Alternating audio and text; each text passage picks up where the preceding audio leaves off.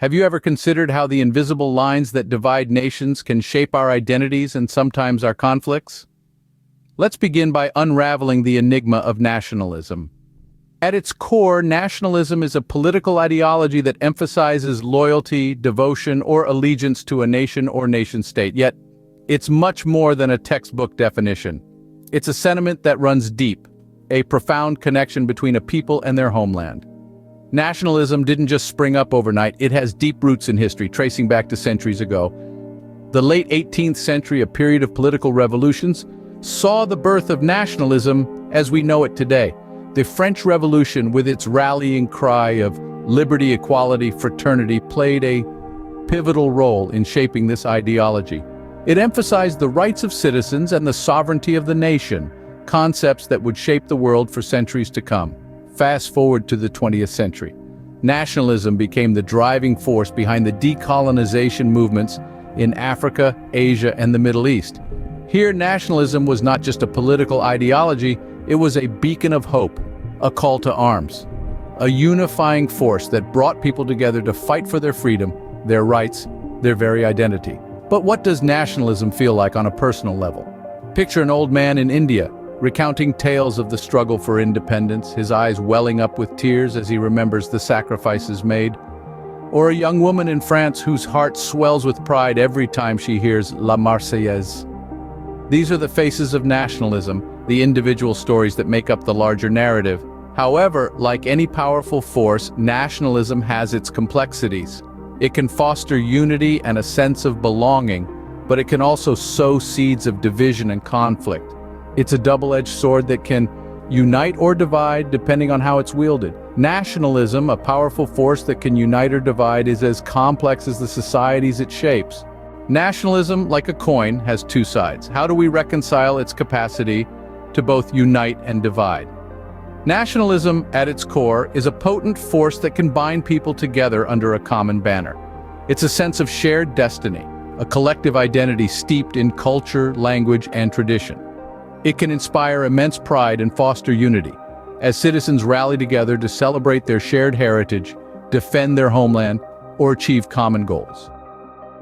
Historians and sociologists often point to the formation of modern nations as a testament to the power of nationalism in creating cohesive societies out of diverse communities. However, the same force that unites can also divide. Nationalism can breed suspicion, fear, and even hatred towards those who don't fit the national identity. The boundary that defines us simultaneously excludes them, leading to xenophobia and conflict. Political scientists and human rights activists have long warned against the dangers of exclusionary nationalism, which has been the catalyst for numerous wars and genocides throughout history. The dichotomy of nationalism is further complicated when we delve into the diverse viewpoints of experts, historians, and community members. Scholars of nationalism propose different theories, some celebrating it as the bedrock of democracy, and others decrying it as a tool for manipulation and control. Community members, too, have varied experiences. For some, nationalism is a source of pride and belonging. For others, it's a mechanism of marginalization and persecution.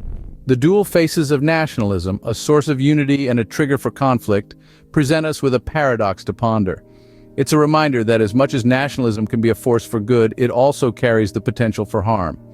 This duality challenges us to navigate the complexities of nationalism with caution and to critically examine our own attitudes towards it, because at the end of the day, the coin of nationalism is in our hands, and it's up to us to decide how we want to use it. The dual faces of nationalism, a source of unity and a trigger for conflict, present us with a paradox to ponder. How has nationalism evolved through the ages, and how has it shaped the world we know today? Let's take a journey back in time to the roots of nationalism, nestled in the formation of nation-states. The 17th and 18th centuries saw the birth of modern nations as people began to identify themselves with a common heritage, language, and culture. This sense of shared identity fostered a collective spirit, giving rise to the concept of nationalism. Fast forward to the 19th century, a time of revolutionary fervor. Nationalism was the beating heart of many revolutions. From the unification of Italy and Germany to the Latin American wars of independence, It was a driving force behind the desire for self-determination, inciting people to fight for their rights and freedoms. Leap into the 20th century, and nationalism took on a darker hue. It was a key factor in both world wars, with extreme nationalist ideologies leading to devastating conflicts and unimaginable human suffering. Yet it was also a beacon of hope for colonized nations, inspiring independence movements across Africa, Asia, and the Middle East. Now let's step into the 21st century, where nationalism continues to shape global politics. We see it in the rise of populist movements, in debates over immigration, and in the struggle for cultural preservation amidst globalization. It's a double-edged sword, capable of uniting people under a common cause, yet equally capable of dividing societies along ethnic or cultural lines. Throughout the ages, nationalism has been a potent force, shaping societies, influencing political movements, and leaving an indelible mark on history. It has been a rallying cry for freedom, a catalyst for conflict, and a platform for cultural expression.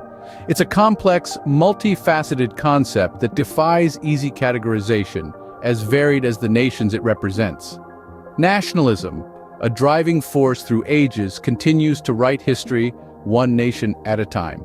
In a world that's more interconnected than ever, what role does nationalism play? This question is quintessential in understanding the dynamics of a world that sits at the confluence of globalization and nationalism. Globalization, with its free-flowing information and interconnected markets, has brought the world closer. Yet it's in this very interconnectedness that nationalism has found a new lease on life. Nationalism, in the context of globalization, has become a tool for asserting distinct identities and safeguarding national interests. The digital age has further amplified nationalist sentiments. Social media platforms, with their ability to disseminate information rapidly and widely, have been instrumental in mobilizing nationalist movements. Hashtags and viral posts have become the new rallying cries, uniting people across geographical boundaries over shared nationalistic sentiments. Yet, these platforms have also been breeding grounds for misinformation and divisive rhetoric, often escalating nationalist sentiments into unwarranted hostility. Nationalism in the modern world isn't just about asserting one's identity or defending one's country.